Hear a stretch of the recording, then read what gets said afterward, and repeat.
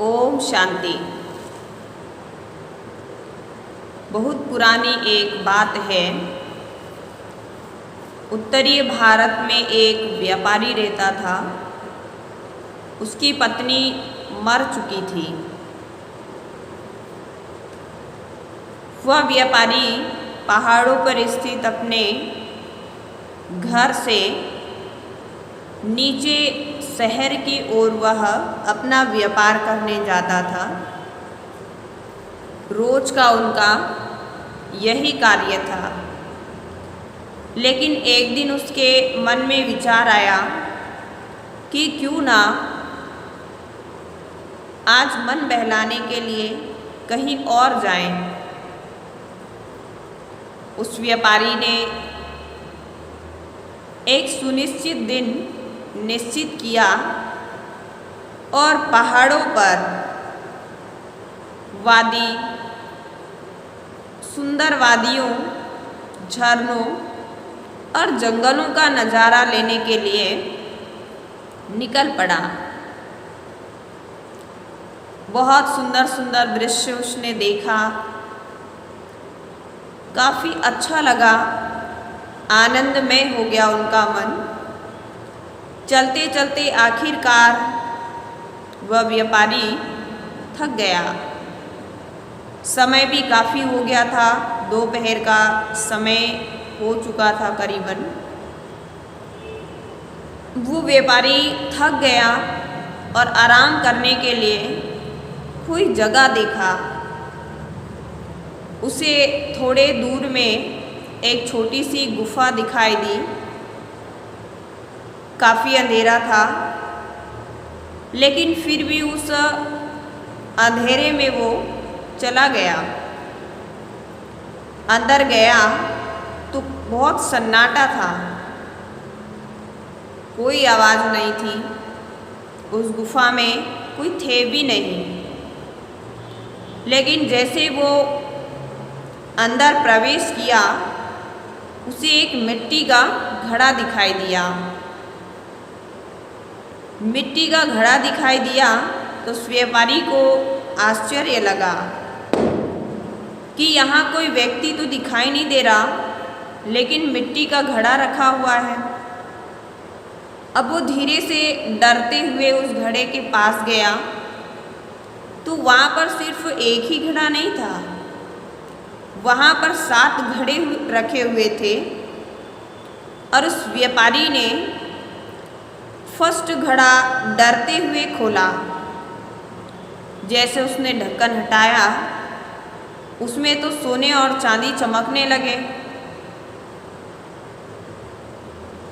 अब उसको इतनी प्रसन्नता हुई, इतनी उत्सुकता हुई कि सब कुछ भूल गया। और अब वह व्यक्ति एक एक करके 5 घड़े खोल के देखे और उन 5 घड़ों में सोने के सिक्के, रत्न भरे हुए थे। जब उसने 6वां घड़ा खोला तो उस 6ठे घड़े में सोने के सिक्के थे ही सही, लेकिन उसमें प्राचीन कागज मिला। उस कागज में लिखा हुआ था कि इन सिक्कों को ढूंढने वाले सावधान हो जाओ। ये सारे घड़े और सिक्के तुम्हारे हैं, लेकिन इन 7 घड़ों को श्राप मिला हुआ है और इन घड़ों को ले जाने वाले कभी भी इन श्राप से मुक्त नहीं हो सकता। लेकिन उत्सुकता और दौलत जहाँ सामने आती है तो ऐसी बातें किसी को भी अच्छी नहीं लगती। वैसे वो व्यापारी भी उसे पढ़ करके भी, देख करके भी अनदेखा कर दिया और अब उस पर्ची को, उस कागज को उसने वहीं फेंक दिया। उत्सुकता में बड़ी शक्ति है, पर लालच उससे भी ज़्यादा शक्तिशाली है। अब इतना सारा धन पाकर वह व्यापारी अपना समय नहीं गंवाया और वह एक बैलगाड़ी का इंतज़ाम किया और एक एक करके सारे घड़े को अपने घर लेकर चला गया। वो घड़ा इतना भारी था कि एक बार में वह सिर्फ 2 ही घड़ा घर ले जा सकता था, लेकिन फिर भी उसने जैसे तैसे सुबह होने के पहले ही वो सारे घड़े अपने घर लेकर चले गए।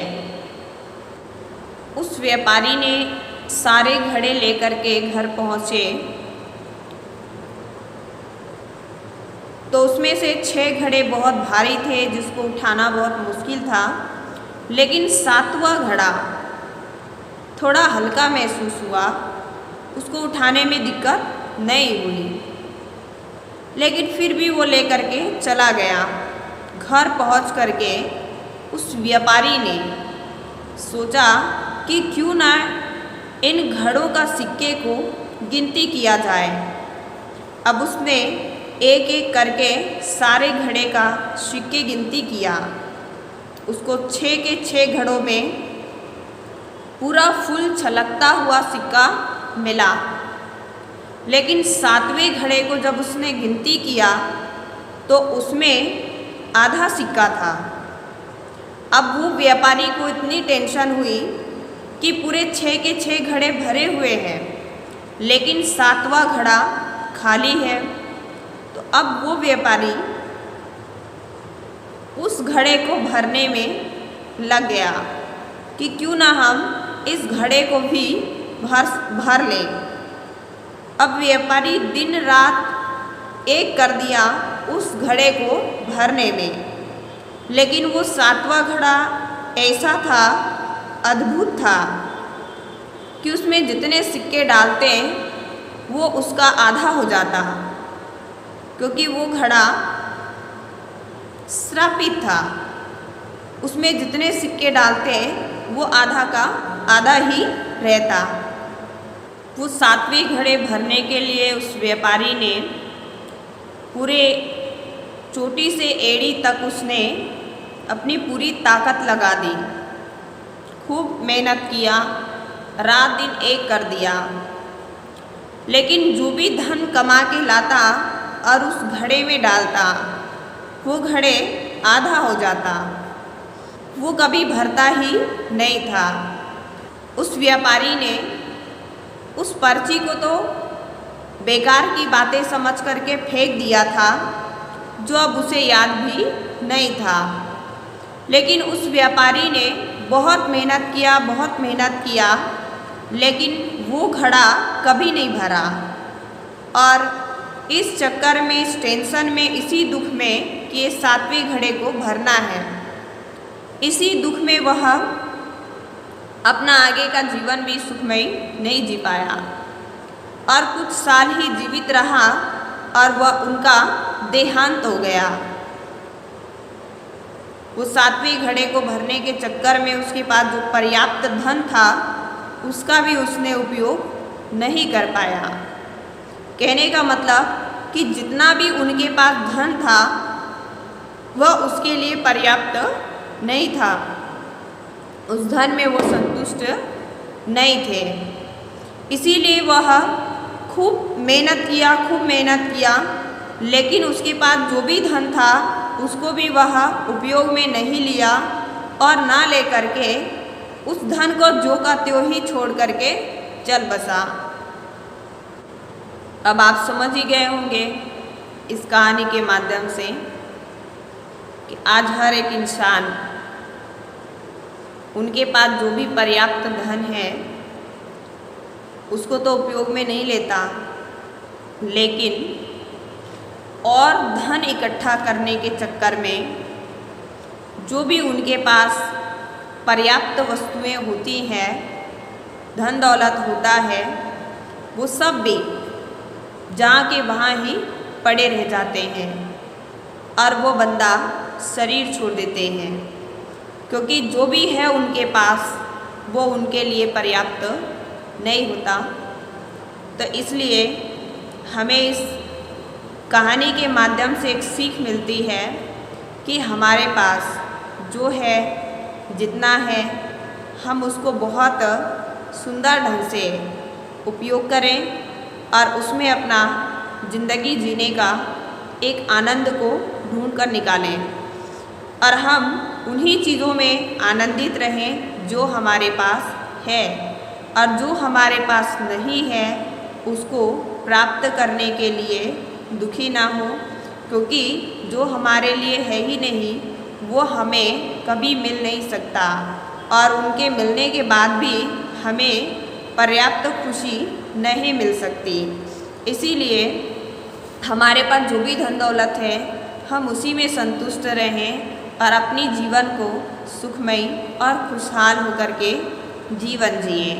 तभी हम एक सुंदर और बहुत काल तक जीवित रह सकते हैं, क्योंकि किसी चीज़ को पाने की लालसा में अगर हम जिंदगी जीते हैं तो हमारी उम्र घटती जाती है, बढ़ती नहीं है। अच्छा, ओम शांति।